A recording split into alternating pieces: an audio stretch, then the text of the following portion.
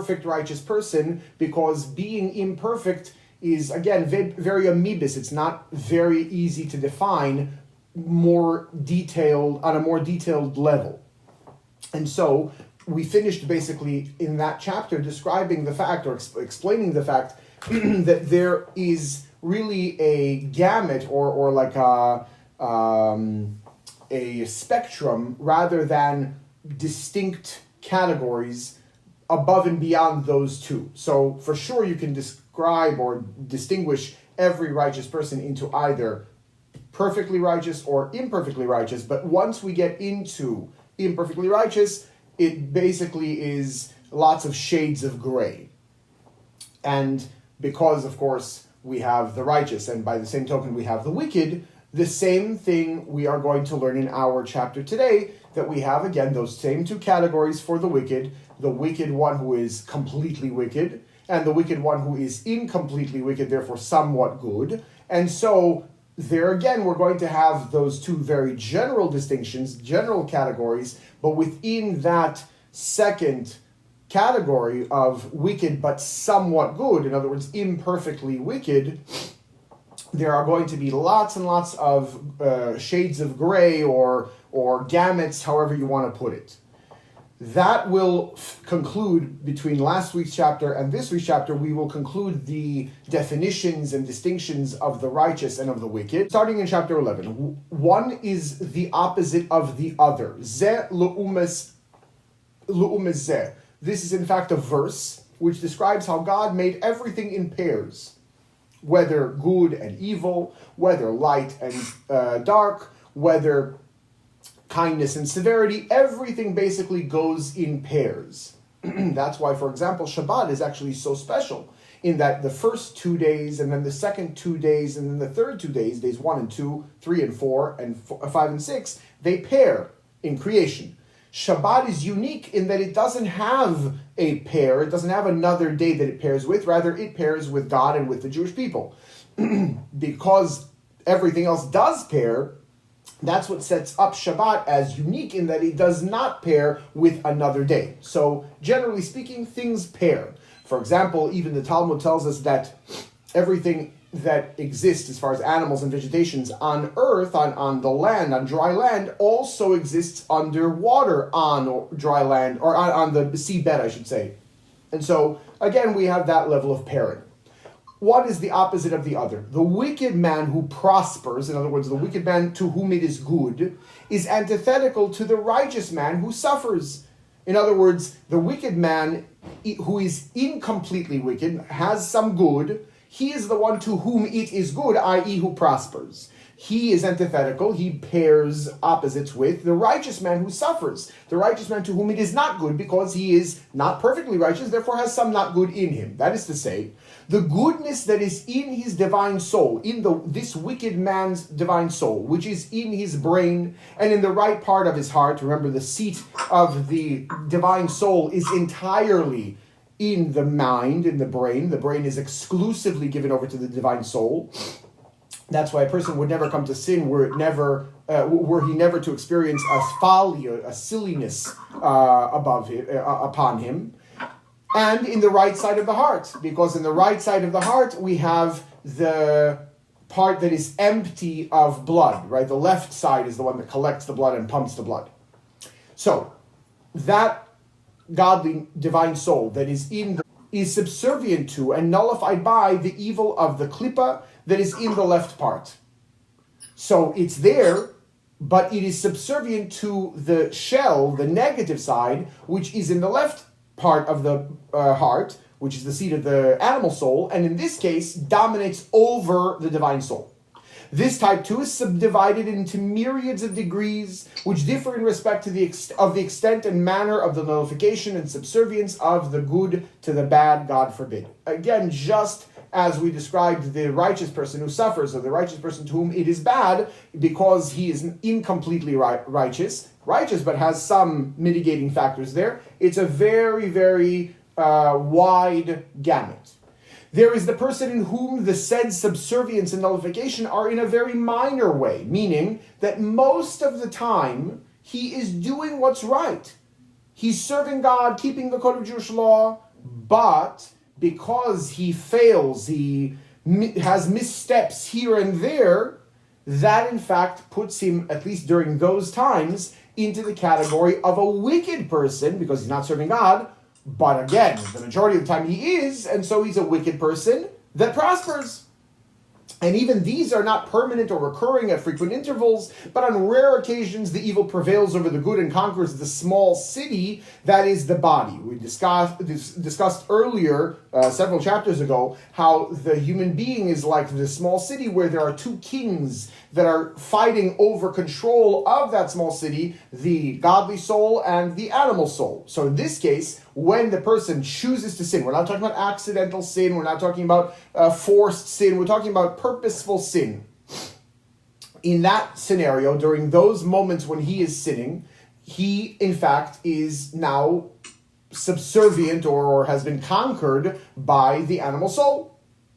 Yet not all of it, but only a part of it, subjecting it to its evil discipline. Right? He's not sinning with his entire body. He might be, let's say, I don't know, not putting on tefillin. That's as far as the arm is concerned. Or he might be eating something not kosher. That's only as far as the digestive system are concerned. Not the entirety of the body, and certainly not all the time and not on a regular basis. Subjecting it to its evil discipline to become a vehicle and a garment wherein one of the soul's three garments, meaning the thoughts or the speech or the actions of the person mentioned above, is clothed, namely either in deed alone or in the commission of a minor transgression and not major ones, God forbid, or in speech alone in the utterance of something that borders on slander and scoffing and the like, which of course is prohibited, or in thought alone, in contemplation of sin. We'll notice that we're not talking about a fleeting thought, but contemplation, concentrated, involved thought, which are more serious than actual sin, or even when he does not contemplate committing a sin, but indulges in contemplation of the carnal union between male and female in general, whereby he is guilty of violating the admonition of the Torah, keep you or thee from every wicked thing, meaning that one must not harbor impure fancies by day, or when it is a fitting time to study the Torah, but he turns his heart to vain things. Again, we'll note two things here. In the previous examples, the Alter Rebbe mentioned situations where the person is doing something wrong. In other words, he is violating a prohibition. We might think, erroneously, that a person would become, therefore, a wicked person who suffers. In other words, not entirely wicked, but somewhat wicked during the moments of sin, only in scenarios when he is actively doing something wrong. In other words, violating a prohibition.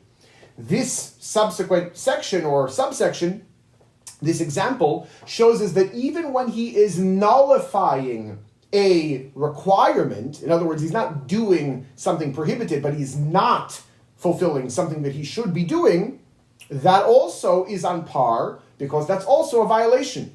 When you boil it down, it really doesn't matter whether one is serving God by doing what he says or by avoiding what he prohibits. And by the same token, one is not serving God and actually running afoul of God's will when one does what's prohibited or does not do what's required.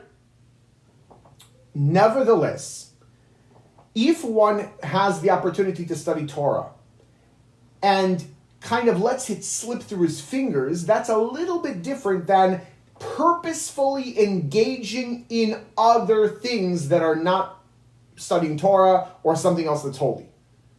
So there does have to be some level of proactive involvement.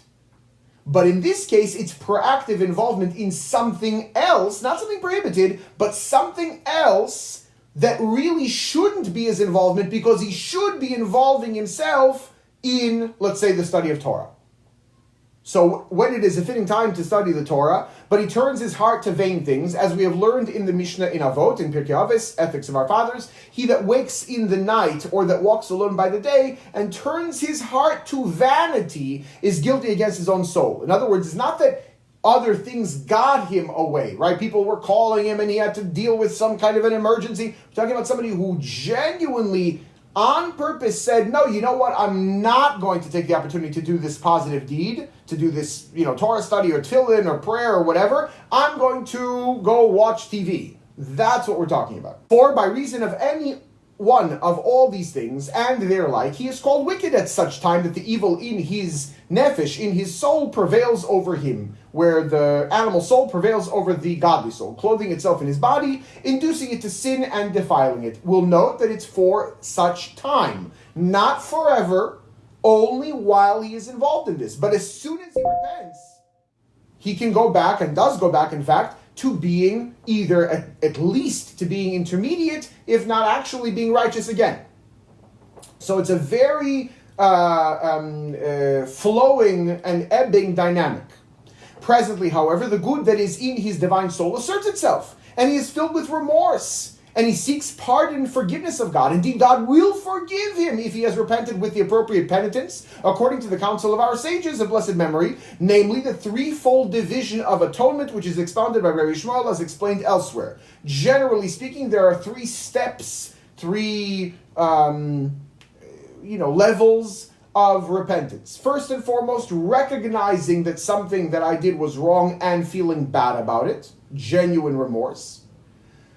Resolution, step 2, resolution to never do it again, and even a specific plan for how I'm going to avoid the entrapment of this particular sin. And number 3, actually being faced with that scenario and succeeding in not sinning. So even though at one point in his life, and even not at just one point, maybe in several points in his life, a particular person did something even significant. He ate pork or whatever. This is a person who knows about kosher and should otherwise be expected to be keeping kosher. And he fails and he ate not kosher, or he fails and he violated Shabbat, or he purposely didn't put on tefillin, something like this. At that point, he is considered wicked. True wicked who is prosperous, in other words, that he's wicked with some goodness to him, but nevertheless wicked. But as soon as he genuinely repents, he goes back again out of that category. That is the reason why, or one of the reasons why, there is such a ebb and flow to this whole scenario, and it's not simply or black and white delineated categories. There is also the person in whom the wickedness prevails more strongly, and all three garments of evil clothe themselves in him. Remember, the initial example was in one particular garment, causing him to commit more heinous and frequent sins. But intermittently, he suffers remorse, and thoughts of repentance enter his mind from the quality of good that is in his soul. That means he's still in that same general category of a wicked person that prospers, a wicked person that it is good to him, incompletely wicked. They gather strength now and then. However, he has not enough strength to vanquish the evil so as to rid himself entirely of his sins, and be as one who confesses and abandons his evil ways once and for all. Concerning such a person, the rabbis of blessed memory have said, the wicked are full of remorse. They genuinely, most people, even if they're wicked, are going to be in that less wicked category, the incompletely wicked person, and therefore they have a goodness to them. It's true that practically the animal soul dominates usually over the godly soul in such an example, but they still have a godly soul with its influences, and so they have remorse all the time. Similar to maybe somebody who is genuinely a good person, but let's say might be addicted to some kind of a substance, and when he is under the influence of that substance, does things that are not good. So, again, like somebody who might have some kind of an addiction or something. And so, he knows that smoking is bad for him, and he genuinely doesn't want to smoke because he understands that in the long run it's killing him.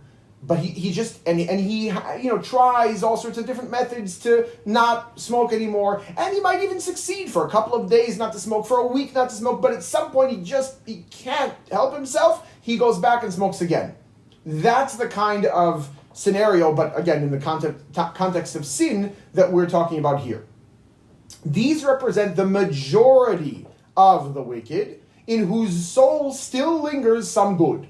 But he who never feels contrition, this is the minority again, but nevertheless there are such people who never feel contrition, and in whose mind no thoughts of repentance at all ever enter, is called the wicked who suffers. This is the exact opposite of the righteous who prospers.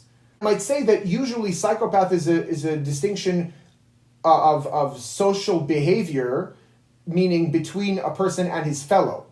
Here, because we are talking about sin, you can actually paint the scenario where a person between him and his fellow is a good guy, genuinely a good guy, and he knows about Torah and Judaism and the commandments, including those that are between him and God, and doesn't fulfill those, and also has no feelings of contrition for that side of things. Again, being that this is the extreme of the wicked, it is opposite. It's the one that pairs to the extreme of the positive, of the righteous. And just as the majority of the righteous, who are genuinely in that overall distinction of being righteous, are not perfectly righteous, they are rather imperfectly righteous, and only a select few in every generation are perfectly righteous, so too regarding the wicked. The vast majority of those who are unfortunately in the category of wicked, whether here or there, or maybe for longer, that's neither here nor there, are in that category which is the not completely wicked person. And only a few in every generation are actually completely wicked, or wicked who suffers. For the evil that is in his soul has alone remained in him, having so prevailed over the good that the latter has already departed from within him, standing aloof, so to speak. Now, remember that the good that is within him is the godly soul. If the good has departed, if the godly soul is departed, the person is dead. So how exactly can he still be alive and at the same time be completely wicked where the good has departed? That's what it means, standing aloof. The Hebrew for aloof in this context is makif. It surrounds him. In other words, it cannot really enclose in him because it has been pushed out basically completely by the wicked part of him, by the animal soul. But because after all is said and done, he is still alive and he does still have that essential connection to God, because it's literally a piece of God, a part of God that's within him to make him alive. Therefore, it's still with him. It just kind of can't get all the way in, so it stands around him, over him. Therefore, the sages have said, over every 10 Jews hovers the Shekhinah, meaning that even if you have 10 Jews who come together, let's say for davening, but they are completely wicked, nevertheless, that's a minyan, right? 9 Moseses don't get you a minyan, but 10 evil people do. That's why the sages term it as over, like upon every 10 Jews, a minyan, hovers the Shekhinah, even if it cannot enclose itself in them because they're not spiritually at that point. Nevertheless, they are who they are, and there is that inherent and essential connection between them and God, and therefore when 10 of such people come together, even though they are such people, we already have a quorum, we already have the presence of the divine presence, of the Shekhinah.